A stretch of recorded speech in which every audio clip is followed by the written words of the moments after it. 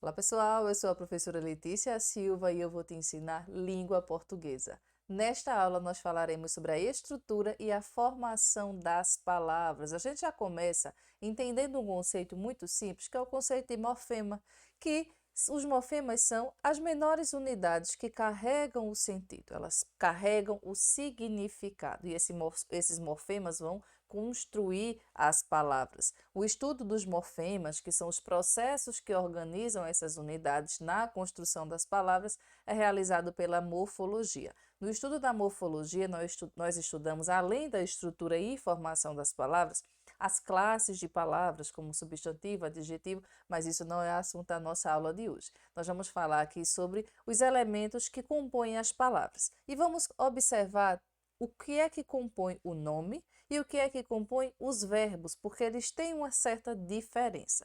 Primeira coisa, vamos falar dos nomes. Como é que eles se organizam, como é que eles se dividem, aqueles pedacinhos das palavras. Primeira coisa que nós temos de lembrar é o radical. O que é um radical? Você vai lembrar basicamente que é aquela parte que carrega a significação básica das palavras. É lá no radical que nós encontramos a base, é a raiz, é de onde vem. Então, quando a gente olha para a palavra ferro, por exemplo, perceba que o que está aqui marcado de vermelho é aquela parte principal da palavra que eu posso criar a partir dessa parte outras palavras, como é o caso aqui de ferradura. Percebam que aqui na palavra ferradura, esse radical ele permanece intacto. Ele está ali o fer, que carrega o significado para eu pensar. Ó, a mesma coisa vem a palavra ferrugem, ferragem. Todas essas palavras derivam dessa palavra primeira, que é ferro. Além do radical, claro, e isso vai acontecer com qualquer outra palavra, seja uma palavra, um nome ou um verbo, nós também iremos observar o radical. Se eu pegar aqui uma outra palavra como exemplo, a palavra pedra. Qual seria o radical dessa palavra? Até aqui, pedre. Porque eu posso pegar a partir dessa palavra e criar outras como pedregulho, pedrada, pedraria, entre outras palavras. Além do radical, os nomes, eles possuem uma vogal que a gente chama de vogal temática. Isso não quer dizer que todas as palavras apresentem vogais temáticas. Nós vamos entender aos pouquinhos como é que isso é organizado, tá? Mas, de modo geral, a vogal temática ela está ali agregada ao radical, ou seja, a vogal temática é a vogal final átona, ou seja, ela não pode receber um acento gráfico, ela é ali átona porque ela não vai ter uma tonicidade em si que se junta ao radical de um nome para formar o tema e para unir o radical à desinência de número ou aos sufixos. Nós vamos entender o que é desinência de número, o que são os sufixos, mas de início você entende que a vogal temática são aquelas vogais que podem ser, na verdade, a letra A, E ou O, que ocorrem em nomes que não admitem variação de gênero. Como é isso? Vejam, a palavra ferro, existe a palavra ferra? Ah, você também tem ferrar, mas aí é de uma outra lógica, tá? Não é o ferra, a palavra ferro em si, não existe uma alteração no gênero da palavra. A mesma coisa acontece aqui.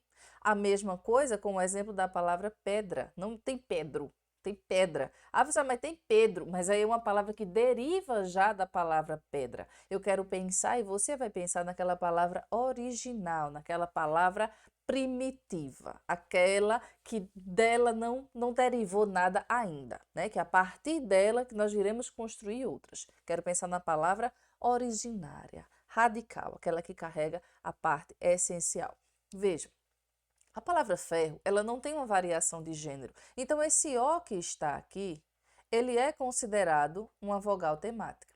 A mesma coisa acontece com a palavra pedra. Esse A também é uma vogal temática. O que é diferente, por exemplo, da palavra menino. Veja, menino é O aqui, ó. Menin seria o meu radical. Esse O que está acompanhando o radical, se você não perceber e não pensar que essa palavra ela sofre uma alteração de gênero, você poderia achar que essa palavra, esse O, seria uma vogal temática, mas na verdade ele não é. Esse O não é uma vogal temática. O nome desse O aqui, a gente vai chamar de desinência. E é uma desinência de quê? De gênero. Professora, mas as palavras que têm vogais temáticas também podem ter desinência? Sim, nesse caso elas vão ter desinências, por exemplo, somente de número, porque eu posso ter ferro e ferros, pedra e pedras. Quando eu acrescento um S aqui, eu estou dizendo que essa palavra está no plural. Esse S que eu acrescentei é também uma desinência. Só que agora, o acento é aqui, uma desinência, só que agora eu estou falando de uma desinência que é de número. Número. A desinência de número está vinculada ao singular e ao plural. Deixa eu apagar esse acento que ficou aqui fora do lugar, para ninguém dizer que a professora não sabe escrever, né? Então vamos lá. Seguindo aqui, o que é que nós temos? Nós temos as palavras que são atemáticas, como é o caso da palavra que eu disse para vocês, que é o caso da palavra menino. Além dessa, nós temos, por acaso, a palavra alvará. Por que que alvará não pode ser considerada uma vogal temática? Ela é uma palavra atemática. Porque percebam que esse A recebeu um acento, então aqui ela é uma vogal que é tônica. E para ela ser considerada vogal temática, ela precisa ser átona. A mesma coisa acontece com palavras que terminam com consoantes. O tema, como eu já disse a vocês, ele é composto a partir do radical agregado à vogal temática, ou seja, eu tenho um radical, a vogal temática, juntando os dois eu tenho o que a gente chama de tema. Posso acrescentar outras coisas a esse tema? Posso, como eu já fiz lá com a palavra pedra. O exemplo que eu tenho aqui é a palavra tribo. Veja, tribo, esse aqui é uma vogal temática? É sim, uma vogal temática, porque eu não tenho triba, eu só tenho tribo. Beleza? Aí eu tenho aqui o quê? Que eu acrescentei. Esse S que foi acrescentado aqui, ele indica o quê? Que essa palavra está no plural, logo isso daqui é o quê? É uma desinência de número. Perfeito, fácil, não é? Com certeza você já entendeu. Vamos seguindo aqui, nós vamos entender o que são essas desinências. São os morfemas colocados após o tema para indicar a flexão de gênero e de número, como nós já vimos. Aluno, aluna, alunos, beleza. Ah, professora, mas aluno, qual é o meu radical? Tá aqui, até o N. Esse O aqui é vogal temática? Não, isso não é uma vogal temática. Isso aqui é uma desinência. Por quê? Porque isso aqui sofre alteração de gênero. Olha aqui, não mudou de O para A? Beleza. O que é isso? Uma desinência de gênero. E esse S, uma desinência de número. Fácil demais. O que é uma vogal e uma consoante de ligação? Algumas palavras, elas soariam estranhamente, se a gente não acrescentasse uma vogal ou uma consoante na ligação entre as palavras, ou entre o radical e o seu complemento, que ali a gente vai chamar de um sufixo, de um afixo, a gente vai observar isso ainda. Qual seria o problema disso daqui? Ficaria, veja, se eu fosse ler somente fruticultura, percebe o tanto de articulação que você tem de fazer fruticultura. O que é diferente quando você acrescenta uma vogal de ligação e a palavra vira fruticultura. Ou seja, eu troquei essa vogal que está aqui por uma outra vogal que vai me dar mais facilidade na pronúncia. Basicamente, a vogal ou a consoante de ligação, elas são utilizadas para facilitar a articulação das palavras. Essa consoante não vem no final da palavra, ela vem entre dois radicais e entre um radical e um sufixo. O que é isso? Porque nós temos palavras que são formadas a partir de dois processos diferentes: o processo de derivação e o processo de composição. Na derivação, nós temos uma palavra primitiva, um radical e o acréscimo de pedacinhos, que a gente vai chamar de afixos. Esses afixos podem ser sufixo ou prefixo. Nós vamos entender o que é. Aqui eu tenho uma palavra que ela é formada por derivação, ou seja, eu tenho um radical e outros pedaços para compor. Existe o outro processo que é a da composição, que eu vou pegar dois radicais, ou seja, duas bases significativas diferentes e vou juntar e vou formar uma palavra nova, como é o caso da palavra aí frutocultura, que vira fruticultura. Basicamente é isso.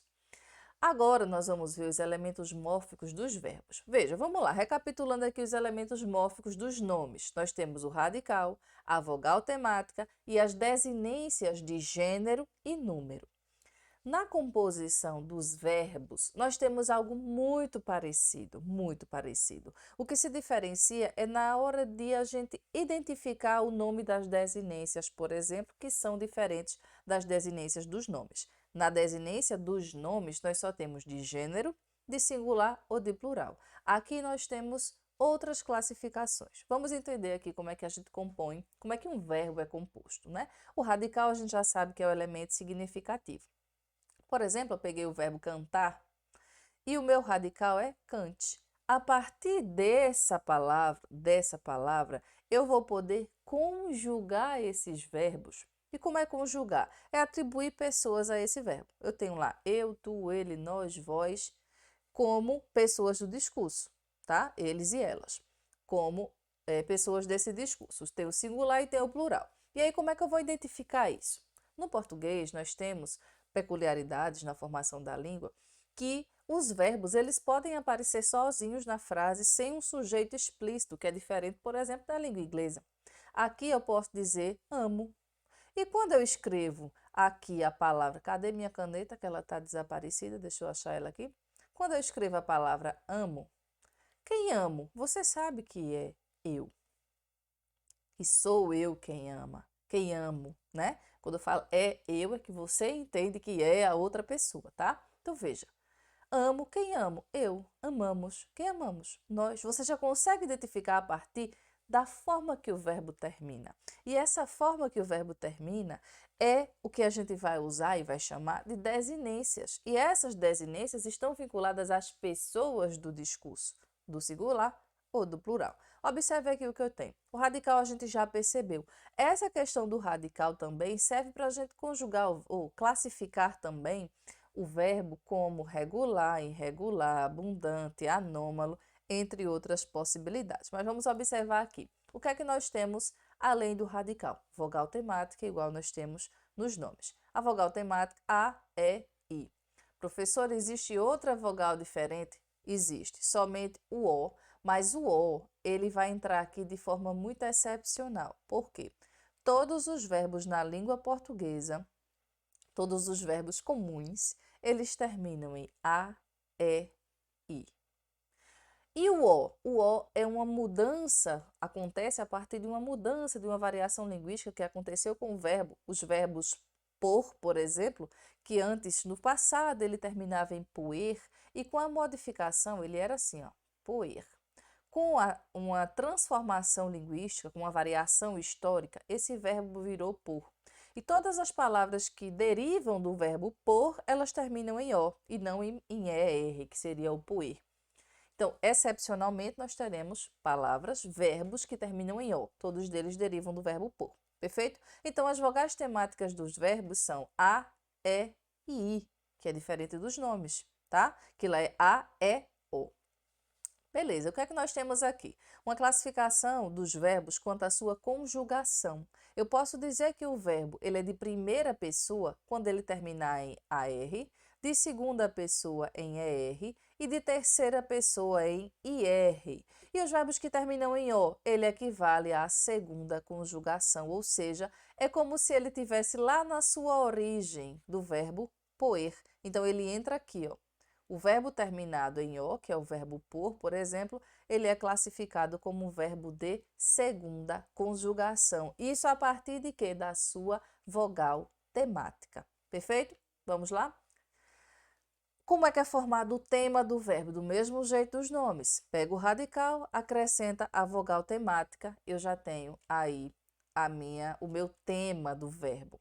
As desinências são outras partes que nós acrescentamos aos verbos para dizer, olha, esse verbo está nessa pessoa do discurso ou ele está aqui no singular ou no plural. Perfeito? Então, eu tenho desinências que são chamadas de modo temporal, que ela vai indicar o tempo e o modo do verbo. Ou seja, qual é o tempo? Presente, passado ou futuro.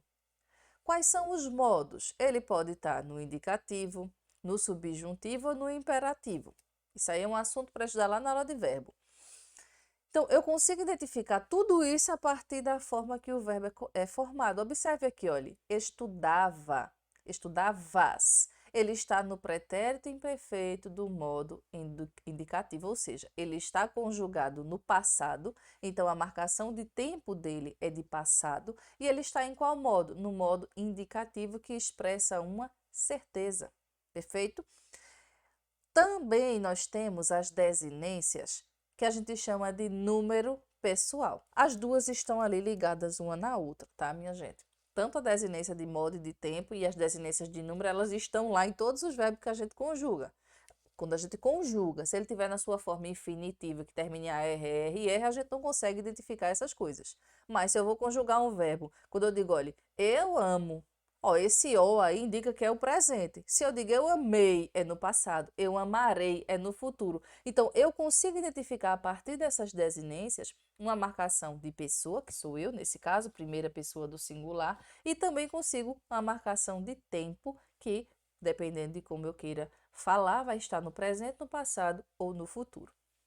Então, eu tenho uma desinência aqui, que pode ser número pessoal. Estudaremos. Esse mos indica que o verbo está conjugado na primeira pessoa do plural, que é nós, tá? Do singular eu, do plural nós. Fácil demais. Além disso, nós temos os afixos. Os afixos são aqueles pedacinhos que a gente vai acrescentar às palavras, tá? Então, eu tenho uma palavra e esta é uma palavra primitiva, vou pegar lá um radical, e eu vou acrescentar uns pedacinhos a ela. Esses pedacinhos podem ser acrescentados antes ou depois do radical. Quando nós acrescentamos antes do radical, a gente chama esse pedacinho de prefixo. Quando a gente acrescenta depois do radical, a gente chama de sufixo. Por exemplo, a palavra fiel, eu posso acrescentar um prefixo antes e ela virá infiel. A mesma coisa, pega a palavra fiel, acrescenta um sufixo e ela vira fielmente. Aí, quando a gente for observar aqui os processos de formação de palavra, a gente vai ver como é que a gente faz para acrescentar prefixo e sufixo e quais são os tipos de derivação. E a gente vai começar a ver isso agora. Quais são os processos de formação das palavras? Veja, nós vimos primeiro a estrutura, e agora nós vamos observar como é que as palavras são formadas. Ou seja, ó, eu sei que eu tenho um radical, vogal temática, que forma o tema, tenho desinência de número e de gênero nos nomes, tenho desinência número pessoal nos verbos e modo temporal também nos verbos. E agora? Eu tenho os prefixos e os sufixos, como é que eu uso isso para criar uma palavra nova? É isso que nós vamos ver agora. Nós vamos pensar primeiro no processo de derivação. Eu já falei anteriormente, mas eu vou falar de novo. O que é a derivação? É quando nós pegamos um radical e acrescentamos pedacinhos a eles. Esses pedacinhos a gente chama de prefixo e sufixo, que no geral é afixo. Perfeito? Então é isso aí. Eu vou pegar, para construir uma palavra com derivação, que a gente chama de derivação prefixal, eu vou incluir um prefixo. O que é o prefixo? Um pedacinho antes do radical. A palavra feliz vira infeliz, braço vira antebraço, entre outras. E o que é a derivação sufixal? É quando a gente acrescenta um pedacinho depois do radical. Por exemplo, eu pego a palavra feliz e construo a palavra felicidade. Belo e construo beleza. Eu acrescentei algo depois do radical. Ainda nos processos de derivação, nós temos a derivação prefixal e sufixal, que é muito fácil. É só você pensar. Se a derivação prefixal tem um prefixo e a sufixal tem um sufixo, a prefixal e sufixal vai ter o quê? É muito... Eu sei que é muito X no seu juízo, mas é assim mesmo. Vai ser o quê agora? Eu tenho um prefixo e um sufixo e um radical no meio. Por exemplo, a palavra leal é a minha palavra primitiva e eu criei a partir do uso de um prefixo e um sufixo a palavra deslealdade, a mesma coisa, infelizmente. E aí eu vou chamar vocês bem atenção aqui para uma coisa. Existe essa derivação e existe essa daqui, ó, que a gente chama de derivação parasintética. E é muito comum você confundir uma coisa com a outra. Por quê? Porque na derivação prefixal sufixal eu tenho um prefixo e um sufixo. Na parasintética também. Mas como é que eu faço para diferenciar uma coisa da outra? Muito simples. Na parasintética, é preciso necessariamente a utilização de um prefixo e de um sufixo, ou seja, você precisa dos dois para que a palavra faça sentido. Na derivação prefixal e sufixal, eu posso tirar, por exemplo, a palavra infelizmente. Ela pode virar felizmente? Pode. Pode virar infeliz? Pode. Então, isso é derivação com um prefixo e um sufixo.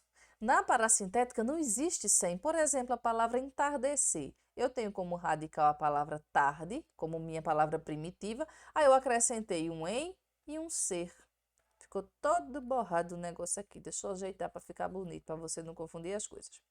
Percebam, eu tenho aqui o em e aqui o ser. Existe a palavra tardecer? Professora, existe? Não existe, não. Existe a palavra em tarde? Também não. Então, o processo que tem nessa palavra aqui é de quê? Derivação parasintética, porque é necessária a utilização do prefixo e o sufixo simultaneamente. A mesma coisa acontece aí com emagrecer e com engaiolar. Assim fica fácil, não fica? Vamos lá. Além desses, nós temos outro processo chamado de derivação regressiva, que é a redução da palavra. Ó, é a redução da palavra derivada por meio da retirada de uma parte dela dessa palavra primitiva. Por exemplo, a palavra beijar. A palavra beijo deriva da palavra beijar. Então, eu retirei um pedaço, que foi esse R que está aqui, e criei o R e o A, né, obviamente, e criei a palavra beijo. A mesma coisa acontece com debater, que eu criei a palavra debate. Isso acontece muito com as palavras que a gente chama de palavra deverbal, ou seja, um substantivo que deriva de um verbo. Acontece com diversas outras palavras, como jantar, como janta. E, na verdade, a derivação jantar e janta, ela pode vir com a lógica de derivação regressiva, quando eu pego a palavra jantar e transformo em janta. Mas existe um outro processo, que é a derivação imprópria, que a gente utiliza uma palavra, só que dentro da palavra, ela não se modifica, tá? Ela continua lá igualzinho. Só que aí a gente faz o seguinte, essa palavra adquire um significado novo e uma classe gramatical nova. Quando isso acontece, a gente está diante de um processo chamado derivação imprópria, que acontece com a troca da classe gramatical das palavras, ou seja, o jantar estava muito bom. Aqui jantar é um substantivo, olha que tem um artigo junto dele aqui.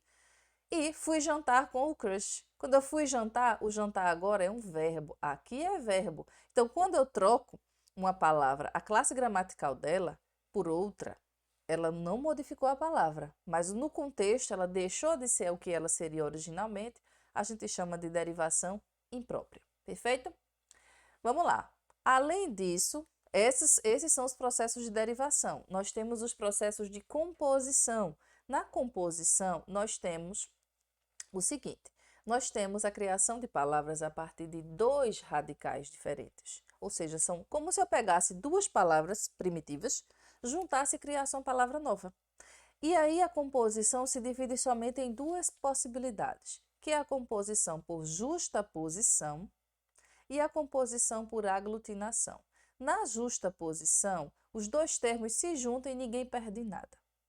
Na aglutinação, alguém perde alguma coisa. Então, veja, na justaposição, eu tenho, por exemplo, a palavra surdo-mudo, que eu vou criar a partir do uso do hífen, guarda-chuva também e passatempo. Eu juntei a palavra passa e a palavra tempo. Ninguém perdeu nada, é uma composição por justaposição. Quando há perda, eu tenho uma composição por aglutinação, ou seja, alguém perde alguma coisa. Por exemplo, a palavra planalto. Planalto é formado com a junção da palavra plano mais a palavra alto. Percebam que aqui, ó, quando eu digo plan alto, o ozinho ele desaparece. Isso é o processo de aglutinação. A mesma coisa acontece com pontiagudo. Perfeito? Além desses dois grandes processos, que é a derivação e a composição, nós temos outros processos que são diversos. Nós vamos ver somente alguns. O que seria isso? Um processo de formação por hibridismo, quando nós temos palavras que se originam em línguas diferentes e se juntam para formar uma língua nova. É quase como se fosse uma composição. Na verdade, um tipo de composição. Só que a gente chama com um nome diferente, por quê? Porque eu peguei duas palavras com origens diferentes, juntei e criei uma palavra nova, como sociologia, que eu tenho aqui sócio, que vem do latim, e logia, que vem do grego, e a mesma coisa com automóvel, que auto vem do grego e móvel vem do latim. Já palavras que a gente chama, o processo de formação chamado de onomatopeia, é quando eu tenho uma imitação acústica de ação produzida por seres e objetos. O que é isso? Quando eu imito o som, a palavra tic-tac, blá blá blá, toque-toque, reco-reco, essas palavrinhas, elas imitam os sons. Então, o nome desse processo de formação é onomatopeia. Além disso, nós temos o neologismo, que é criado para atender novas necessidades comunicativas, como deletado interneteixo. O que é isso, o neologismo? É basicamente a utilização de palavras novas a partir de novas necessidades. No mundo globalizado, na era da informação, nós vamos tendo, vai surgindo algumas demandas e a gente precisa de palavras para isso. E aí a gente cria palavras como internetês, que não existia no passado, porque antes não existia internet. Então, basicamente, o neologismo é a criação de palavras novas para novas demandas, perfeito? Então, aqui nós temos somente um resuminho dos processos de formação de palavras, que são composição. Na composição, a gente sabe que nós temos duas formas, por aglutinação e por justaposição. Derivação, eu tenho prefixal, sufixal, prefixal e sufixal, e derivação parasintética e regressiva. A abreviação não tá, a gente não falou das abreviações, mas basicamente é quando você cria uma palavra nova, reduz ela e cria a partir, abrevia a palavra, como senhor, por exemplo, você usa assim. O hibridismo, radicais de origens diferentes, onomatopeia, imitação de sons, e o neologismo é quando eu utilizo quando eu crio palavras novas. Basicamente é isso, espero que vocês tenham compreendido. Se você chegou até aqui, não se esqueça de seguir o nosso canal e compartilhar esse vídeo aí com seus colegas, beleza? É isso aí, um cheiro, até mais!